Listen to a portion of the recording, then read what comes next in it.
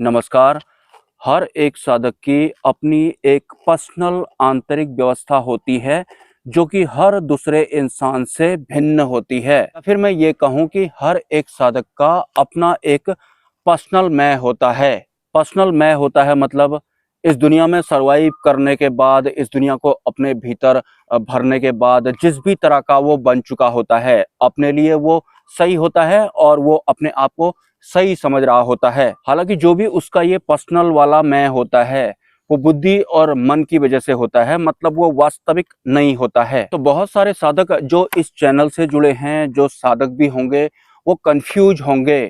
कोई कोई तो बुद्धि मन को समझ ही नहीं पाए होंगे, कोई कोई अहंकार को मान भी नहीं रहे होंगे, या फिर कोई कोई काल्पनिक या फिर इमेजिनेशन वाली मान्यताओं या फिर धारणाओं में चल रहे होंगे। अध्यात्म के जो बहुत तरीके के विषय बना दिए गए हैं, जैसे कि नाद हो गया, मंत्र हो गया, ध्यान हो गया, या फिर अन्य जितनी भी टेक्निक्स होती हैं, उन सबके बारे में जान लेने की वजह से, हालांकि हर कोई बुद्धि से ही जान रहा है, तो साधक कंफ्यूज हो गए हैं। उन्हें समझ में ये नहीं आ रहा होता है कि उन्हें करना है तो करना आखिर क्या है। ध्यान करें या फिर वो नाद ध्वनि सुने या फिर वो कोई मंत्र जप करें या फिर वो मौन में रहें। पर से बुद्धि और मन की ठीक तरह से जानकारी ना होने की वजह से उनकी बुद्धि और मन की सांठगांठ उनके गुरु के रूप में उनका मार्गदर्शन भी कर रही होती है। ऑटोमेटिक कुछ साधक नाद पर जाकर अटक जाते हैं, कुछ ध्यान पर जाकर अटक जाते हैं, कुछ बुद्धि और मन से पार नहीं जा पा रहा हूँ इस वजह से अटक जाते हैं। मतलब किसी ना किसी तरह की ब्लॉकेज हर एक साधक के साथ में चल रही होगी, लेकिन आने वाले समय में बहुत कुछ सरल होने वाला है। ये बहुत तरीके की जो ब्लॉकेज आप फेस कर रहे हैं, इनका होना भी बहुत ज्यादा जरूरी होता है। जैसे कि कमेंट आते हैं कि क्या मैं नाद ध्वनि सुनूं, उससे क्या मुझे परमात्मा मिल जाएंगे। देखिए, अध्यात्म में जो आप होना चाहते हैं या फिर जो हो रहे हैं, वो आप ही हो रहे हैं या फिर बुद्धि और मन वाली ये व्यवस्था आपकी आध्यात्मिक यात्रा में शामिल है। सबसे पहले आपको ये जानना है, वरना परमात्मा या फिर मोक्ष प्राप्त करने के बहुत सारे तरीके होते हैं, लेकिन उनमें से कोई भी तरीका सफल नहीं होता है जब तक कि आपको इस बुद्धि और मन या फिर आपका जो खुद का गुरु बनकर बैठा हुआ है, इसके बारे में आपको नहीं पता लग जाएगा।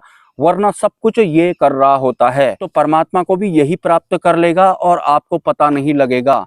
जिस संचार की बात मैं करता हूँ वो एक ऐसा संचार होता है जो अन्य जितने भी संचार होते हैं या फिर जितनी भी आध्यात्मिक टेक्निक्स होती हैं, उन सबको परमात्मा का जो वास्तविक आवरण या फिर संचार होता है, उन सबको फिल्टर कर देता है या फिर उन सबका शुद्धिकरण कर देता है। लेकिन बुद्धि और मन या फिर अहंकार को ना जानते हुए अगर आप अध्यात्म में होंगे तो नाद ध्वनि भी यही सुनेगा और जितना भी ज्ञान आप इकट्ठा करेंगे वो सब भी ये अपने कब्जे में करता रहता है। मिलाकर के ये अपने आप को पूर्ण करता रहता है। मैं अहंकार की बात कर रहा हूँ, ये बहुत सॉफ्ट तरीके से भी काम करता है। आपको जो ये वास्तविक सत्य वाला आवरण महसूस नहीं होता है, जो परम आनंद आपको क्षण भर के लिए भी महसूस नहीं होता है, वो इसी वजह से नहीं होता है क्योंकि आध्यात्मिक यात्रा में आप होते नहीं हैं।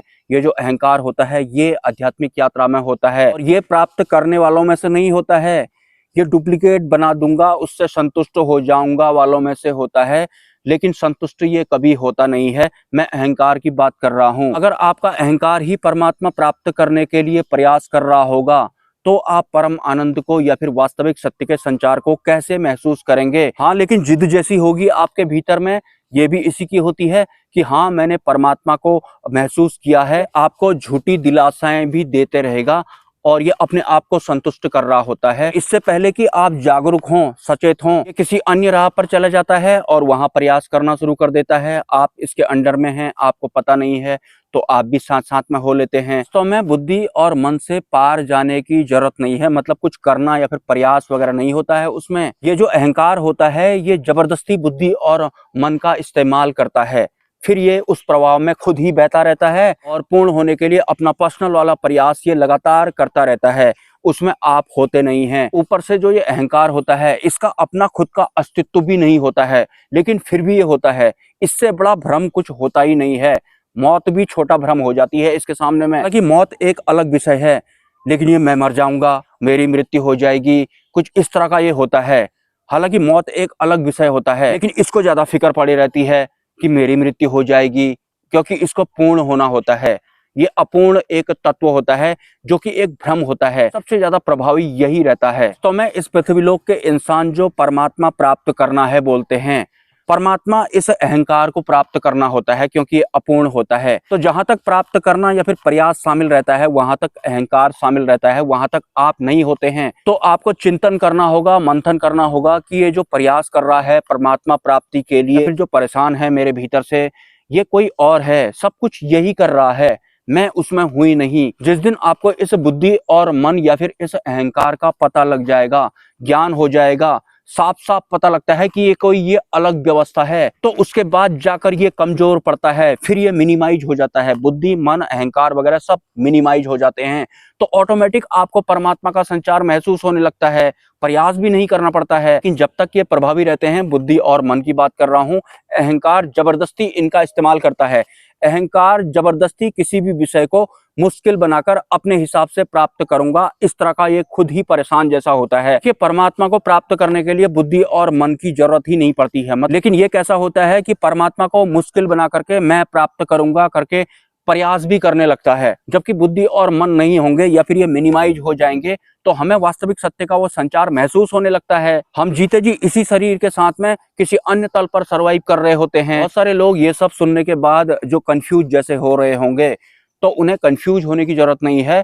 आने वाले समय में ये सब धीरे धीरे सरल हो जाएगा। तो मैं अनादिकाल वाले इस जीव के साथ में एक ऐसा चिपकू तत्व जोड़ दिया गया है जो हर चीज का मतलब निकालता है, उसमें फॉल्ट निकालता है, संतुष्ट होना चाहता है, संतुष्ट नहीं होता है, कुछ इस तरह से हर विषय के टुकड़े कर देता है। कोई विषय अगर बहुत ज्यादा सरल होगा तो ये उसे मुश्किल बनाकर खुद ही उसे प्रयास करने के लिए प्रयास करता रहता है।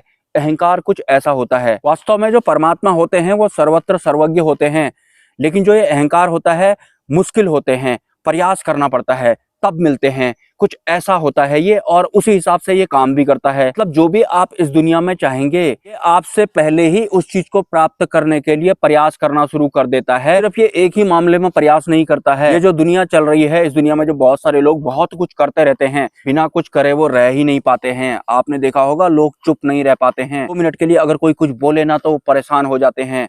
वो यही होता है, ये चुप भी नहीं रह पाता है। तो ये जो अहंकार होता है ये वास्तविक कर्ता नहीं होता है, लेकिन ये मैं करता हूं, मैं तुझसे पहले हूं, कुछ इस तरह से प्रयास करता है और अपने आप को पूर्ण करना चाहता है। पूर्ण ये कभी होता नहीं है। इस विषय पर मैंने ऑलरेडी एक आध वीडियो बनाया था। तो आपको इसको समझना है। इसको समझने के लिए बुद्धि का इस्तेमाल भी नहीं किया जा सकता है। ये कुछ ऐसा विषय है कि मुझे इसके लिए एग्जाम्पल भी नहीं मिलते हैं, लेकिन ये होता है। तब बुद्धि और मन के प्रभाव में आप रहेंगे तो आप कुछ और होते हैं। बुद्धि और मन नहीं होता है, या फिर अगर आप इसको जान जाते हैं तो फिर आप कुछ और होते हैं, मतलब दूसरे तल में होते हैं आप। इसके लिए मुझे एग्जाम्पल मिल नहीं रहे हैं, शब्द मुझे मिल नहीं रहे हैं। शब्द ना मिलने की वजह से भी बहुत सारे लोग कहने लगे कि बुद्धि और मन से पार जाना पड़ता है, प्रयास करना पड़ता है। प्रयास वगैरह ये अहंकार का काम होता है। लेकिन आने वाले समय में इस अहंकार को, जो कि आपकी आध्यात्मिक यात्रा शुरू होने से पहले ही अपनी आध्यात्मिक यात्रा शुरू कर देता है, इसको सरल करने की कोशिश की जाएगी, इसको सरल किया जाएगा। सपोर्ट अगर आप करना चाहें तो मेरे UPI ID पे या फिर QR कोड पे या फिर कहीं मोबाइल नंबर अगर होगा तो उस पर कर सकते हैं। मिलते हैं किसी नेक्स्ट वीडियो में। नमस्कार।